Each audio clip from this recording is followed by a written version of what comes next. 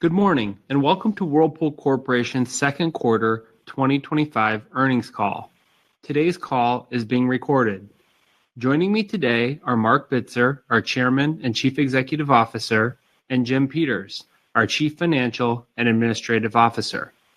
Our remarks today track with a presentation available on the investor section of our website at whirlpoolcorp.com.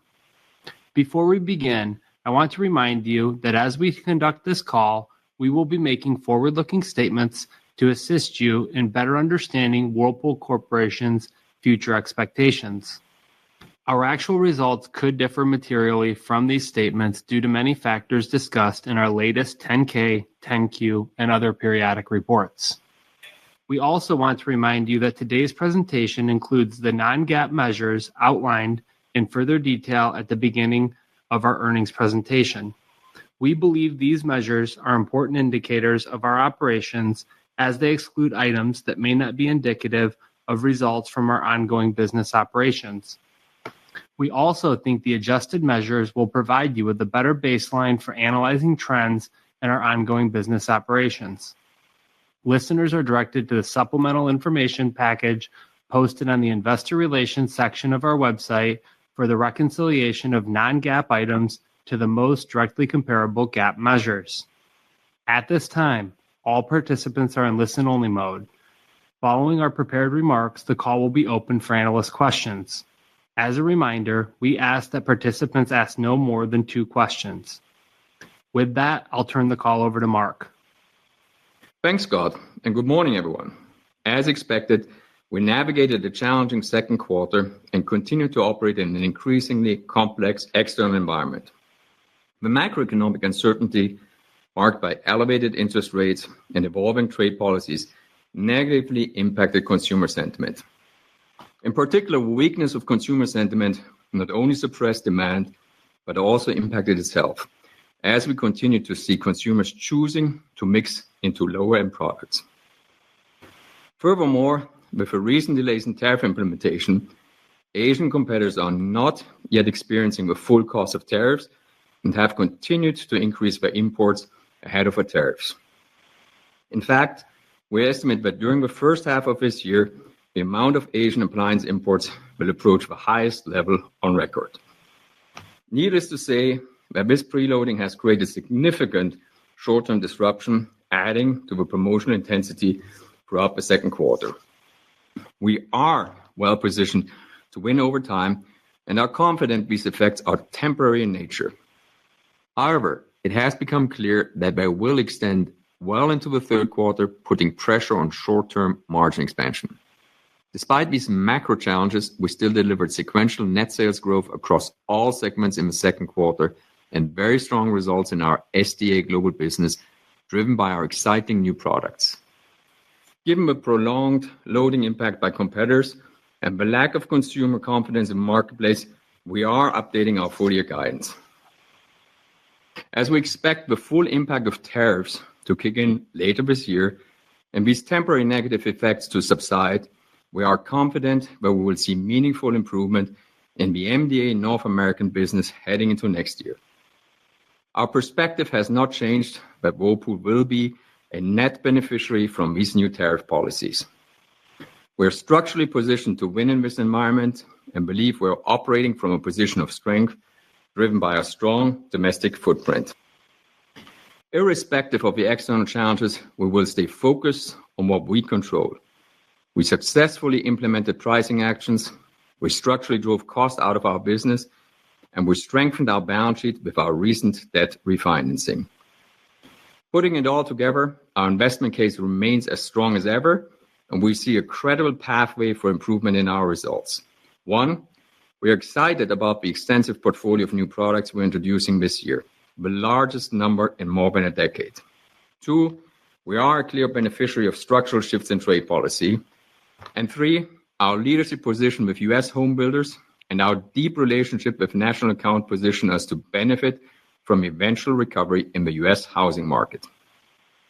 Whirlpool is well positioned to deliver sustained long-term value, and we have every confidence we will do so. Turning to slide 6, I will provide an overview of our second quarter results.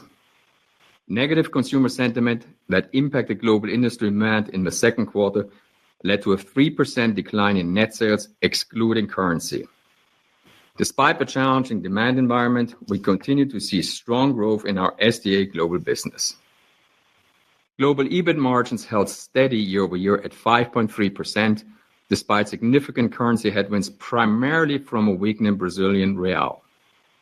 Our free cash flow was unfavorable versus prior year by approximately $140 million, driven by the seasonal inventory build.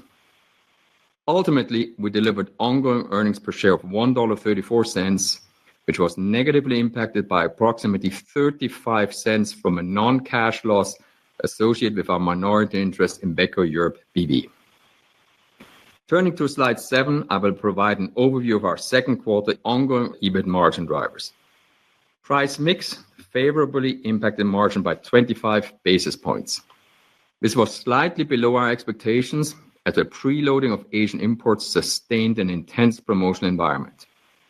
Additionally, weakened consumer confidence pushed mix down further in an environment that was already largely replacement-driven. As expected, our cost takeout actions delivered margin expansion of 100 basis points year over year, led by our continued manufacturing and supply chain efficiencies and our organizational simplification actions. As expected, raw materials were essentially flat. In the second quarter, we began to experience the increased cost associated with tariffs at approximately 50 basis points. While overall marketing and technology was flat versus prior year, we have continued to invest in our new products. In the second quarter, the Brazilian real and Mexican peso depreciated compared to prior year, resulting in an unfavorable margin impact of 50 basis points. We also experienced approximately $90 million of unfavorable non-cash impact from our minority stake in Beko Europe BV. Ultimately, we maintained flat margins year over year despite the challenging global macro environment. And now I will turn it over to Jim to review the second quarter segment results. Thanks, Mark. Good morning, everyone. Turning to slide 8, I'll review the second quarter results for our MDA North America business. Net sales were down 5% year over year as we continue to experience a challenging macro environment in the U.S. Consumer sentiment remains weak as a result of the economic uncertainty and evolving tariff policies. As Mark stated, the significant preloading of Asian imports from foreign competitors due to the delay in tariff implementation caused the promotional intensity to persist. In the first half, we saw Asian imports up over 20%, while the industry was down despite being propped up by the inventory loading. All this is effectively delaying the impact of tariffs on appliances being imported by our foreign competitors well into the second half of this year. Despite these challenges, MDA North America delivered an EBIT margin of approximately 6%, with strong cost takeout offset by lower volume and unfavorable product mix.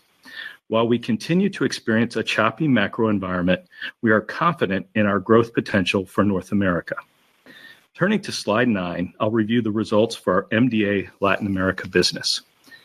In the second quarter, MDA Latin America experienced a net sales decline of 1% year over year, excluding currency, with implemented pricing actions offset by double-digit negative consumer demand in Mexico.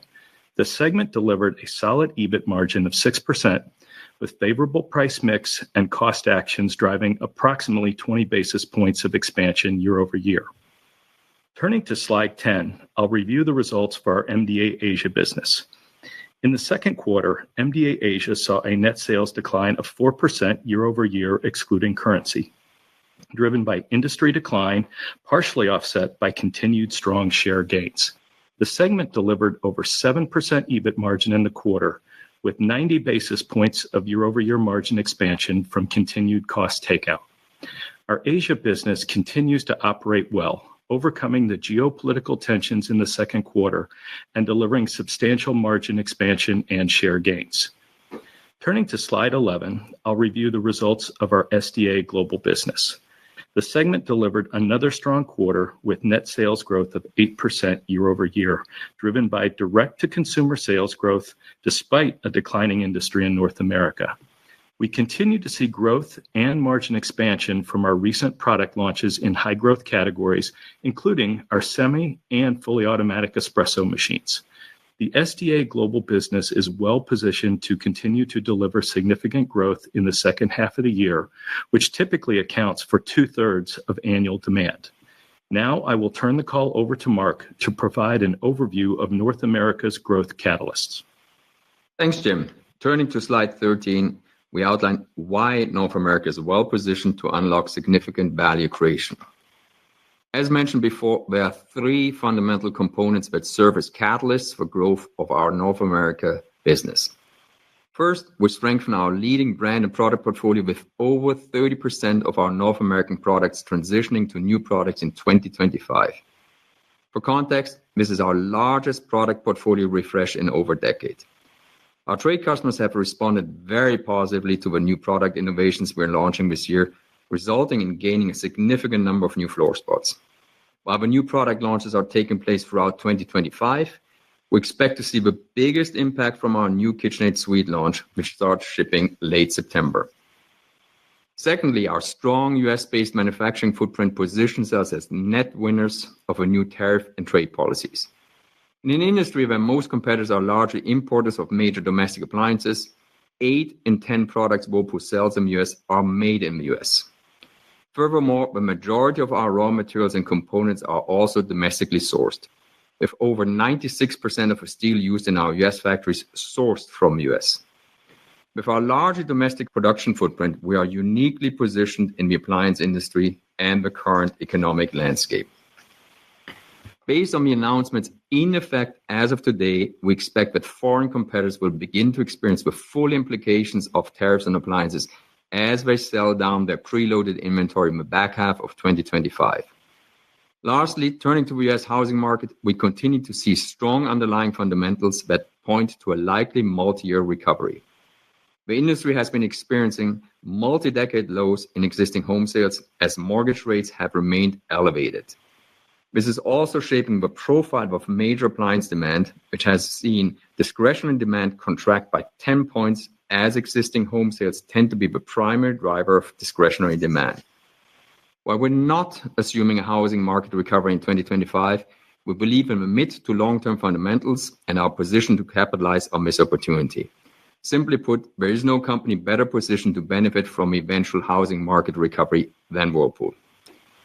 Now, turning to slide 14, I would like to highlight some of the exciting new product launches. Let me start with our innovative downdraft induction cooktops from JennAir. As you might know, the downdraft cooktop is the heritage product of a JennAir super premium brand. What is new is the unique combination of induction technology with the most advanced and most powerful downdraft system, which we developed jointly with a leading European downdraft company. Apart from the obvious benefits of a downdraft, like faster, more effective extraction and an unobstructed view, this product can be installed without a duct, which offers a great replacement demand opportunity. Based on what we learned from Europe, where this product is leading in the marketplace by value, we believe there's significant growth opportunity in the US as well. On slide 15, you see a picture of our all-new KitchenAid suite, which starts shipping end of September. To put this in context, the last time we introduced an all-new KitchenAid suite was in 2015, and this line of products represents over $1 billion of business. Beyond the modern and advanced design, this line will be unique in its personalization opportunity. The personalization comes from a combination of interchangeable colors, handles, and knobs, which actually can be changed at the customer's home. We introduced this new line to the design and builder community a few months ago, and the response has been remarkably strong, with hundreds of new floor spots gained. Lastly, on slide 16, we'll show you our new Maytag Pets top-load laundry. You might recall that our Pet Pro technology has been hugely successful in the top-load agitator segment. We're now bringing this innovation also to the impeller top-load machines, which tend to be more in the premium segment of a marketplace. It is an industry-first technology, and the Maytag brand has all the credibility in getting the top job done to launch this innovation. Turning to slide 17, we'll discuss the tariff landscape for appliance importers into the US. This slide summarizes the relevant tariff actions taken by the administration and illustrates the estimated tariff rates as a percentage of total product value, assuming rates as of today and the August 1 reciprocal tariffs. You can see in the table how the various tariffs, including Section 232 on steel content, Section 301 on specific components and finished goods, and the reciprocal IEEPA tariffs from various countries impact appliance imports. While the overall tariff picture is still fluid, a 44% tariff on Chinese products and a 16% tariff on finished goods from other Asian countries should substantially impact competitors and in turn benefit American manufacturers. Slide 18 clearly shows why we believe that no matter how you look at the US appliance industry, there is no other company better positioned than Whirlpool with our US manufacturing footprint to navigate this trade landscape. As you can see, 80% of our MDA North American products sold in the US are produced in the US. This compares to the rest of the industry, excluding Whirlpool, which has only about 25% domestic production. We're proud to be invested in US manufacturing, and we will continue to invest in the US, as we have for over a century. As the only primarily domestic producers compared to our major competitors who are largely importers, we're confident that this is a new competitive advantage for Whirlpool in the new tariff landscape. Turning to slide 19, let me review how our North American business is well positioned to benefit from an overdue housing market recovery in the US.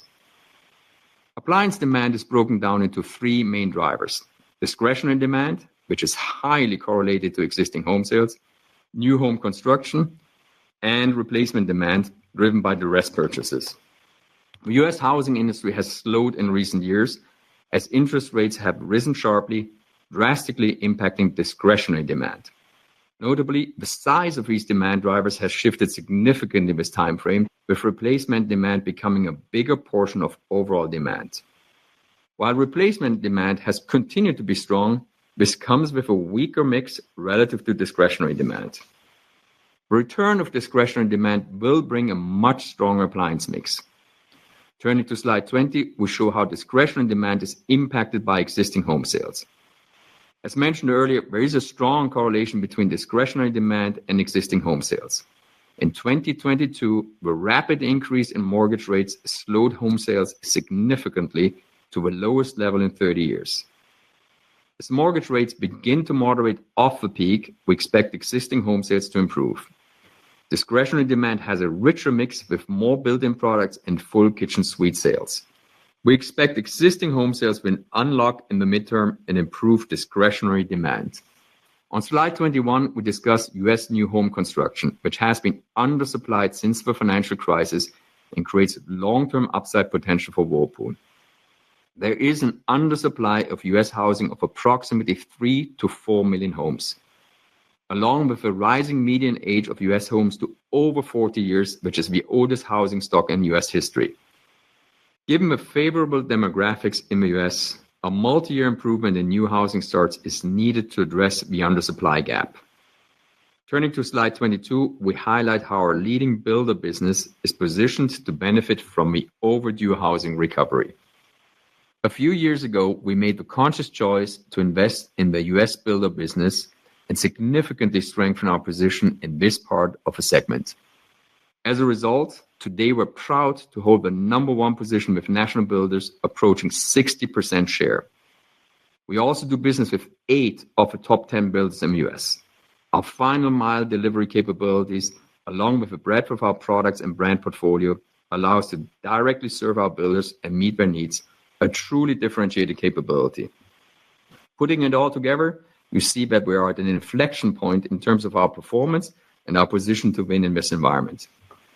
To wrap up this section, let me repeat our 3 catalysts for structural long-term growth in our North American business with new products strengthening our leading brand portfolio, a unique domestic footprint which positions us as a winner in the new trade policy, and our number one position among builders, which will provide sizable upside in the eventual housing market recovery. And now I will turn it over to Jim to review our 2025 guidance and capital allocation priorities. Thanks, Mark. Turning to slide 24, I will review our updated guidance for 2025. As Mark highlighted, There continues to be considerable uncertainty in the macro environment, along with short-term headwinds from the preloading of Asian appliance imports. As a result, we are updating our full-year guidance to reflect this uncertainty and the timing in which we expect some of these headwinds to subside. We now target the India transaction to close around year-end and therefore have included the India results from July through December 2024 back into the baseline for comparison purposes. The reset baseline excludes approximately $800 million in net sales and an approximately $9 million EBIT loss, creating a like-for-like comparison for 2025 guidance. On a like-for-like basis, 2024 net sales were approximately $15.8 billion, with an ongoing EBIT margin of approximately 5.7%. We expect approximately flat net sales of $15.8 billion in 2025, reflecting our strong pipeline of new products, offset by the worsening global consumer sentiment impacting demand and unfavorable currency. On a like-for-like basis, we expect an approximately flat ongoing EBIT margin of 5.7%. Free cash flow is expected to deliver approximately $400 million. As a reminder, the adjusted effective tax rate is expected to be 20 to 25% in 2025. We still expect the cash tax rate to be significantly lower. We expect full-year ongoing earnings per share of $6 to $8. Turning to slide 25, we show the drivers of our updated full-year ongoing EBIT margin guidance.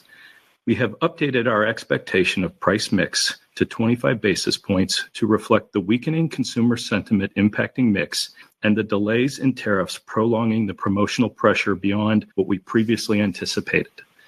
Net cost takeout reflects the expectation of delivering approximately $200 million. Transaction impacts reflects our most recent expectations on the non-cash impact of equity from affiliates related to Beko Europe, lowered by 25 basis points. We lowered the expected impact of incremental tariffs from 250 to 150 basis points to reflect the most current proposed tariff rates. The biggest adjustment from previous expectations is most notably from China's tariff rates. We expect to offset these impacts through the cost-based pricing actions announced in the second quarter and by continuing to assess our supply sourcing strategy. It is important to reiterate that these impacts represent currently announced tariffs and do not factor in any future or potential changes in trade policy. Turning to slide 26, I will review our updated segment expectations. Globally, we now expect the total industry to be approximately flat to down 3%. In MDA North America, with the worsening consumer sentiment and pressure on discretionary demand, we expect the industry to be flat to down 3%. MDA Latin America has seen significant deterioration in Mexico and a deceleration in Brazil. Therefore, we now expect industry to be flat to down 5%. We continue to see demand improvement in India. However, behind initial expectations due to geopolitical tensions and an unusually cool summer selling season in the second quarter. We have adjusted the MDA Asia industry flat to up 3%. Finally, SDA Global continues to be impacted by discretionary demand weakness in the U.S. and Europe, resulting in the expected industry for the year to be flat to down 3%.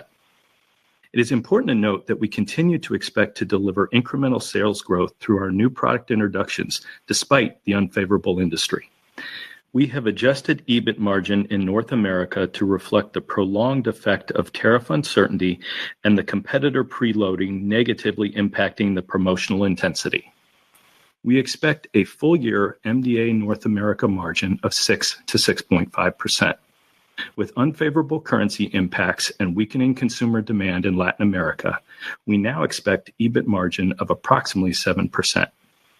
We now expect MDA Asia EBIT margin of approximately 5%, driven by India consolidated results now being included in the full-year guidance. With the strength of SDA Global's direct-to-consumer growth and previous new product introductions, we now expect an increase in EBIT margin to 15.5%. Turning to slide 27, I will review our free cash flow guidance. We've updated our cash earnings and other operating accounts consistent with full-year EBIT guidance.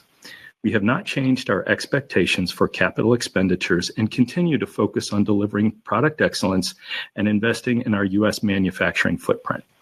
We expect to sustain our low working capital levels and do not expect a material impact. Finally, we've updated the restructuring expectations of the previously announced organizational simplification actions to approximately $50 million. Overall, we expect free cash flow of approximately $400 million for the year. Turning to slide 28, I will review our capital allocation priorities. Investing in innovative products that meet our consumers' needs is critical to driving our organic growth. We are very excited about the 100+ new products we are launching this year. Secondly, we are committed to reducing debt levels. We continue to expect to pay down $700 million of debt in 2025, taking a significant step towards our long-term target of 2x net debt leverage. Lastly, we are committed to returning cash to shareholders by funding a healthy dividend. We are confident our business is well positioned for growth. However, the volatile macro environment and prolonged suppressed housing cycle have impacted our short-term results. After careful consideration with focus on our long-term value creation, we are recommending to adjust the annual dividend rate to $3.60 per share starting in the third quarter. While this decision was not taken lightly, it is critical to ensure we create the capacity on our balance sheet for future investments in the U.S. and continued focus on debt repayment. As a reminder, the dividend is approved quarterly by the board of directors. Turning to slide 29, we continue to strengthen our balance sheet and operate with ample liquidity. We proactively refinanced $1.2 billion of debt with 5- and 8-year notes at very favorable rates, with a weighted average rate of 6.3%. We still expect to pay down approximately $700 million of debt this year, and the cash generation from the anticipated India transaction, which has generated significant interest from large third-party investors, is targeted to close around the end of 2025. As a reminder, we have ample liquidity for our operations and financing needs as we have access to a $3.5 billion revolving credit facility. Turning to slide 30, let me review what you heard today. While we are operating in a challenging macro cycle, we are encouraged by our progress. We continue to reduce costs from our business, launch record numbers of new products, and execute previously announced pricing actions. In North America, we're very well positioned for growth, driven by our new product innovation, significant domestic manufacturing footprint, and housing demand fundamentals that suggest a multi-year recovery is on the horizon. We continue to expect the administration's tariff policies will help level the playing field for U.S.-based producers and, in effect, make Whirlpool a net winner. Our SDA Global segment delivers strong value creation as it delivers continued top-line and margin expansion. As we move into the second half, we remain focused on the execution of what is within our control, driving structural cost takeout, implementing previously announced pricing actions, and executing on our capital allocation priorities, including organic growth, debt reduction, and funding a healthy dividend. With the right operational priorities in place, we are confident in our strategy and our ability to create long-term value. Now, we will end our formal remarks and open it up for questions. At this time, I would like to remind everyone, in order to ask a question, press star, then the number 1 on your telephone keypad. Your first question comes from the line of David MacGregor from Longbow Research. Your line is open. Yes, good morning, everyone. Good morning, David. Mark, what's your best estimate of the quantity of pulled forward tariff-free imported product currently on the ground, and how long will it take to move that through retail?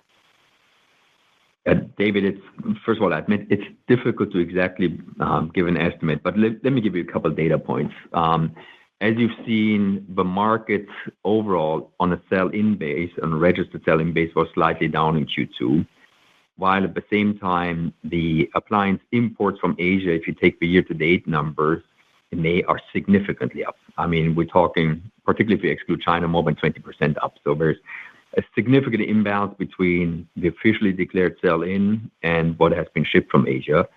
I would argue even though declared sell-in is slightly above the actual sell-out. And we also, and we referred to this one earlier, the What has been declared as AHAM shipment may include some consignment stock from competitors. So it's very difficult to calibrate, but I would, and of course we don't have a June official import date, so I'm referring to the May one. As of end of May, I would have expected there's probably easily 60 to 90 days of inventory from a excess Asian imports in there. That hopefully will flow through a system, and I think hopefully will become every month less as the tariffs are taking really effect. But it has been a significant additional loading happening throughout May. Okay, thanks for that. I guess as a follow-up, I just wanted to ask you about the promotional calendar. And I guess at this point, all the manufacturers are out with their promotional plans for the second half. What are you hearing in the way of how second half might look different from the first half? It seems as though manufacturers are backing off PMAPs, support for house offers, shifting to more kind of buy more, save more type of promotional programs. Is the problem that your competitors' promotional focus has shifted to more premium products and that's cutting more into your margins? Just talk about how the second half should play out. Yeah, and David, as you know, we're kind of typically don't give forward-looking statement on promotion and pricing. So let me just more kind of with kind of wisdom of hindsight, including July 4th, and then you can try to read whatever into this one. First of all, as you've seen in Q2, we significantly reduced our promotional efforts, both in duration and depth of promotion. Frankly, in Q2, we're probably quite a bit ahead of our competitors in terms of being a little bit more or less aggressive, if you want to say so. And that was simply a result of, we saw also we are impacted by tariff costs and we had to adjust it. But more importantly, simply in a strong replacement-driven market, the lift you get from these promotional investments is just very little, okay? And if you really look at the math of some of these promotions, the lift you get is to some extent even pulled forward. So you start wondering, does it purely economically make sense to have these deep investment in promotion periods when the lift is just very little? And that's ultimately why we curtailed our promotional depth and duration in Q2. And right now, again, we don't give forward-looking statements, but right now would not expect a completely different behavior from us. We saw in the industry, July 4th was still deep for the industry. That is a large result. Yeah, there's excess inventory build up in the system, and probably people had to sell it off, and that's just what it is. We saw post-July 4th, call it a normalization post-promotion, so there was a move up.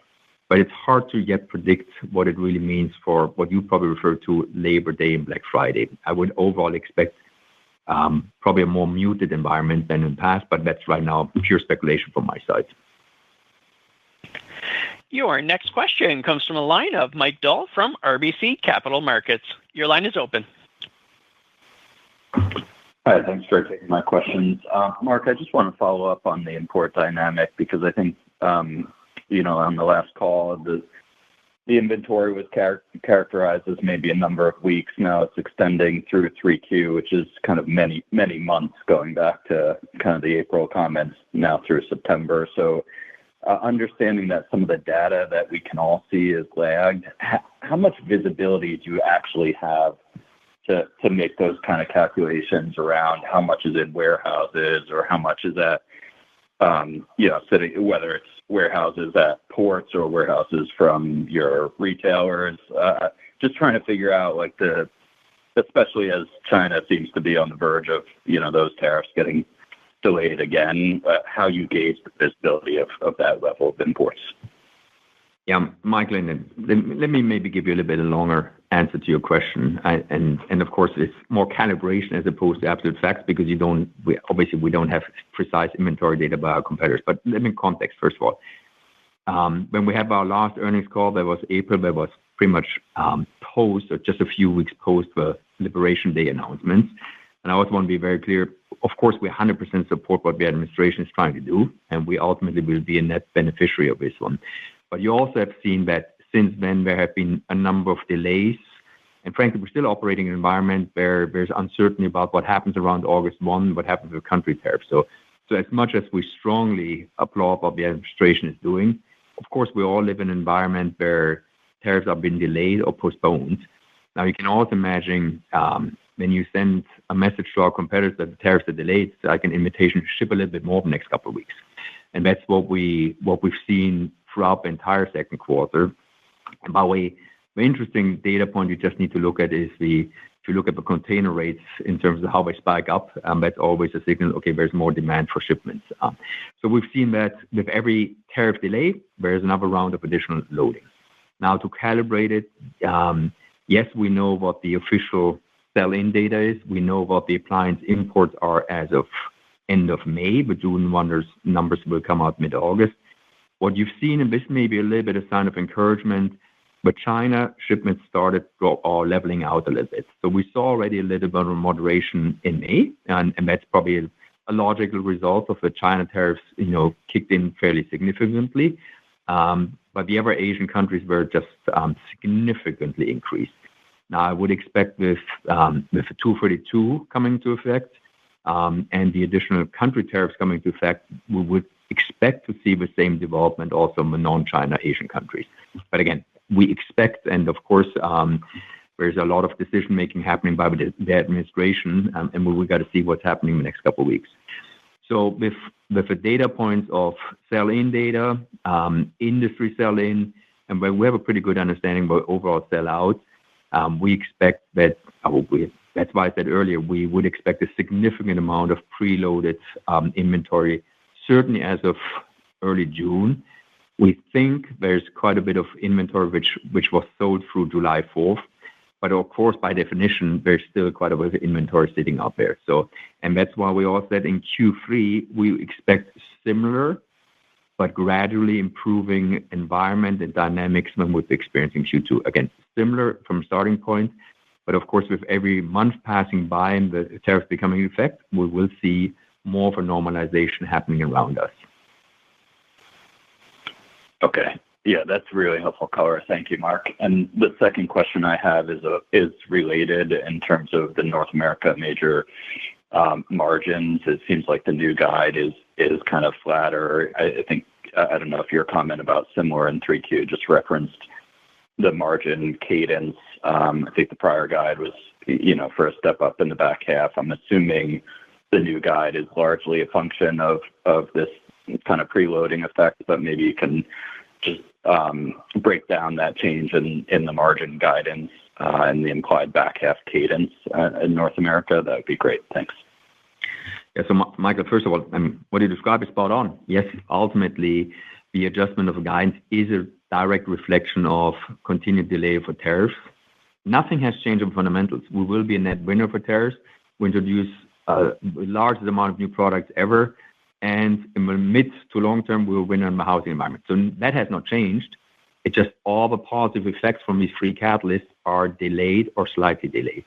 And of course, that is a drag on our margins, certainly Q3 and Q4. We got to see. And that's why you also seen is we've given what I would call an unusual wide range of outcomes in the guidance. That's exactly because we can't right now foresee how rational the competitors will behave based on these tariff costs. And I think even though Q3 is pretty, we have a pretty good sense about where it's coming out, but the tell sign will be really, what do we see in the market in September, October, and how Q4 turns out. But again, I want to reemphasize, it's a delay. It's not a change of a fundamental investment story. The three reasons which I mentioned earlier, I strongly, more passionately than ever before, believe in them. And there are three fundamental critical catalysts for our growth in North America, but unfortunately, we're delayed more than we had originally in mind. Yeah, just to add to that, Michael, I think, obviously, as we've talked about with the additional imported inventory, it obviously has had an impact on the promotional environment. But, also what that's impacted from our volume perspective is the leverage we get in our factories. And again, as that eventually makes its way through the system and subsides, it allows us then to get better leverage in our factories. I'd say today, the cost actions we're taking, we're seeing the benefits of. We're seeing benefits of many of the pricing actions we've taken. But again, we're operating in an environment where the volumes are just under pressure with all the product that's been imported into the U.S. recently. Your next question comes from a line of Susan McClary from Goldman Sachs. Your line is open. Thank you. Good morning, everyone. Morning. My Good morning. My first question is looking at the SDA business, which had some really nice performance this quarter despite all the headwinds that you're facing there. Can you talk a bit about what has driven that and how you're thinking about the back half performance there, especially in terms of that segment margin? Yeah, Susan, it's Mark. So, first of all, obviously, we're very pleased with the SDA performance year to date. They had a very strong Q1, we had a very strong Q2, and right now it looks like they will also have a very strong Q3. So we feel very good about it. We have good momentum in the business.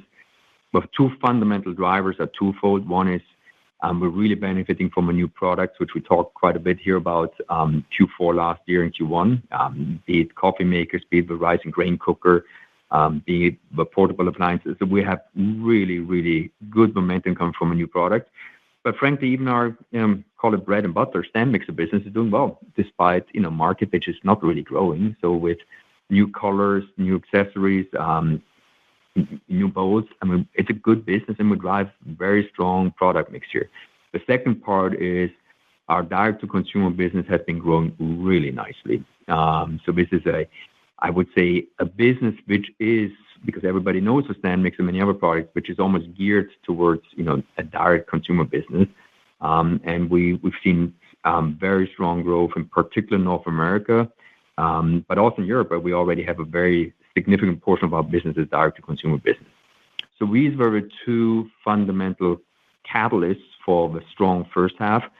Now, the reason why we're still, it's the SDA nature is SDA is very back half loaded. By definition, there's a significant amount of revenues just concentrated on Q3 and Q4, more so than a majors business. That's why right now I take these first two quarters with a smile and let's see how the rest turns out, because we still know we still have a big mountain to climb just given the seasonality. Yeah, I think, Susan, also just the margins that we have in that business right now really speak to the strength of the brand and the products. And obviously, we're very excited about it. But they've also had an impact of tariffs, whether it's exporting to other countries outside the U.S. stand mixers or products that they've brought in from Asia. And again, despite that, you look at that business and the margins are completely on track. So again, I think that just goes back to tell you how strong that business really is. Yeah. Okay. That's very helpful color. And then maybe turning to capital allocation and the decision to recommend the board reduce the dividend. Can you just talk about how you're thinking of shareholder returns in this environment, how that factors into your priorities, and maybe the path from here as you do start to delever the balance sheet further?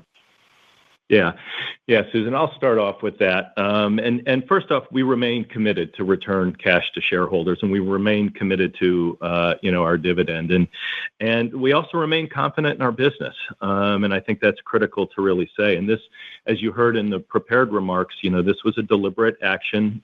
We didn't take this, in terms of a short-term decision.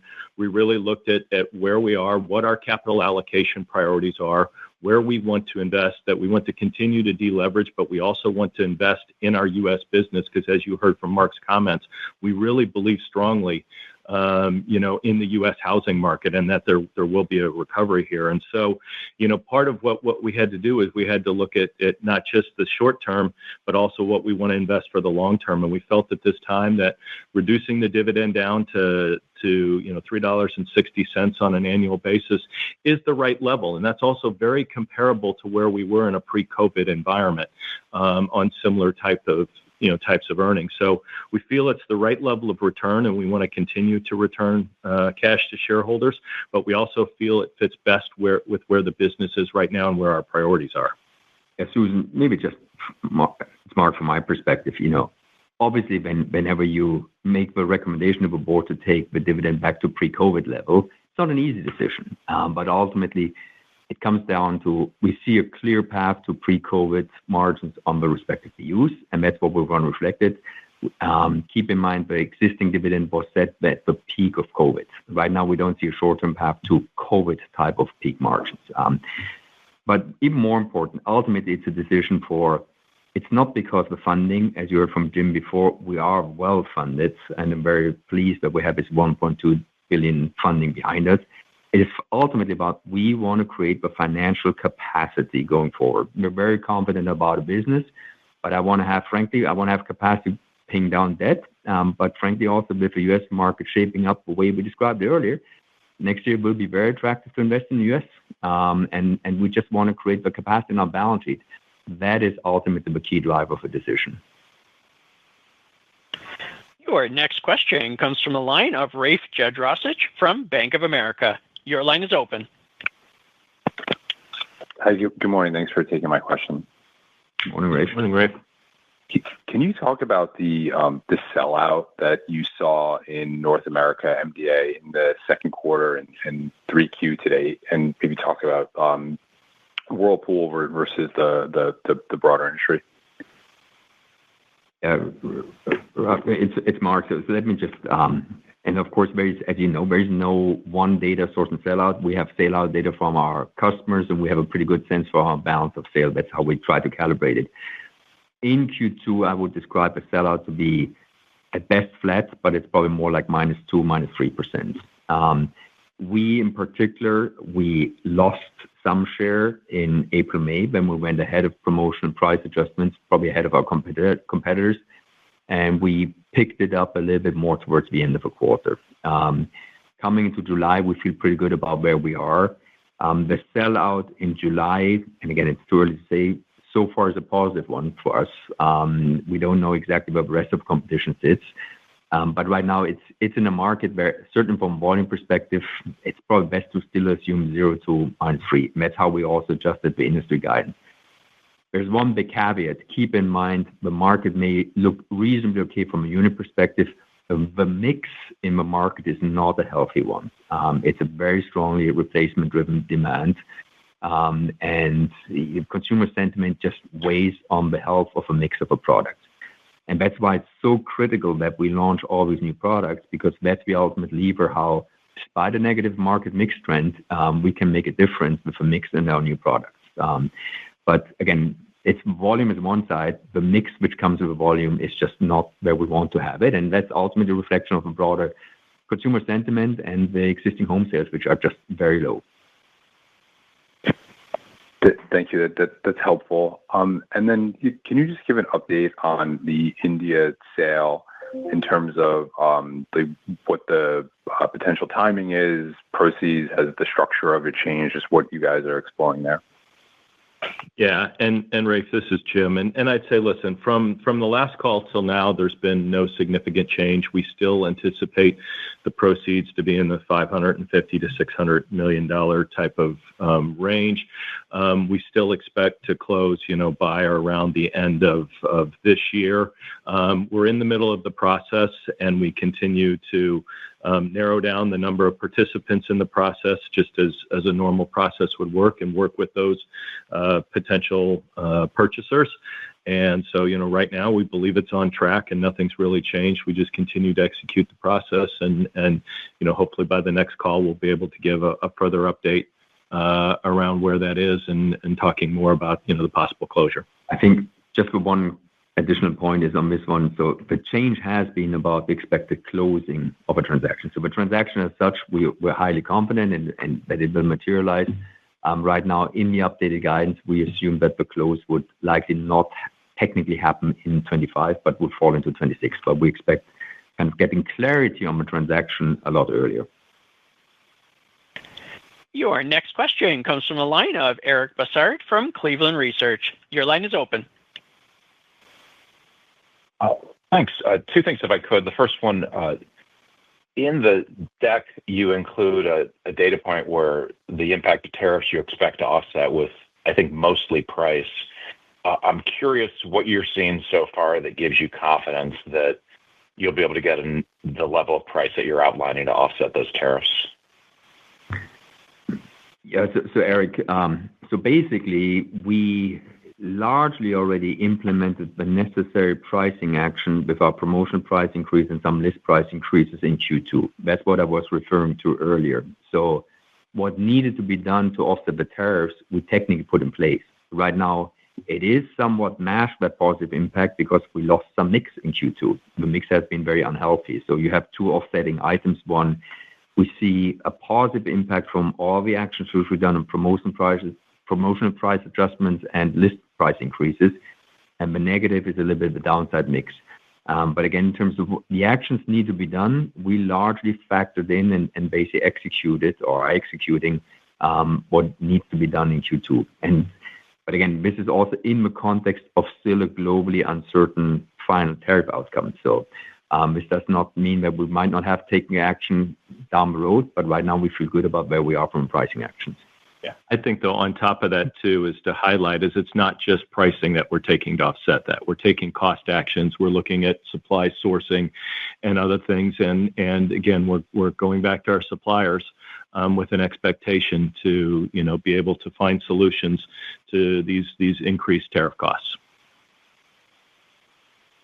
Okay, and then secondly, I understand you've talked a lot about the noise of preloading and the impact that has. I guess excluding the impact of tariffs, which seems like it's not really in place right now, your North American share is contracting. And so I guess, the protection of the tariffs is coming, but excluding that or in advance of that, why is your share not performing better, or why is your share performing like it is? Yeah, so Eric, so first of all, as I alluded to earlier, we lost in Q2 in April, May, some share. Just to put in context, that's less than a point of share which we lost, okay? And end of June, we kind of rebalanced and we're stabilizing. So, but of course, no, we absolutely do not want to lose share, and we will not lose share on a full year based period, okay? So we're very confident that largely the confidence also comes not only because of tariffs, because of all the new products. So we feel very good about the tools which we have in place. But of course, by definition, you have a huge amount of preloaded inventory, which puts a lot of promotion pressure. As we said before, we will not participate on every promotion. And there's been a number of promotions out there that there's no question in my mind that did not create value for the retailer or the respective competitor, period. Okay, and we will not participate in that. So if somebody wins a little bit of temporary share, I look at more like, for lack of a better expression, I look at more, we're built on quicksand. I don't need quicksand. We need structural market share, which comes with good and healthy brands and products, and that's what we focus on. Your next question comes from the line of Michael Reholt from JP Morgan. Your line is open. Hi, good morning. This is Alex Isaac on for Mike. Thanks for taking my questions. First thing, on the demand side, with the revision downward of your demand expectations, can you sort of give some more granular details into what's driving those across regions, and how should we see this trending into the rest of the year and into 26? Do you feel this will be more transitory, or are these more longer-term demand headwinds? Yeah, Alex, our revision on the industry guidance, which by BUs has different reasons. I would say in North America, it's largely driven by consumer sentiment. And you look at any data source out there, consumer sentiment is just not in a good place. Consumers, like investors, don't like uncertainty, unpredictability, and various possible outcomes. And that is right now weighing heavily on consumer minds. The good thing is, and that's why this could change, is we've seen in other periods, consumer sentiment moves a lot faster than many other dynamics. Consumer sentiment can move in 2 or 3 months significantly. So a lot will depend on the macro news which people will see. We should not lose sight of consumers sit on a lot of home equity. So that's a fact. The home equity, which still makes up a lot of our consumer wealth, is in a good state.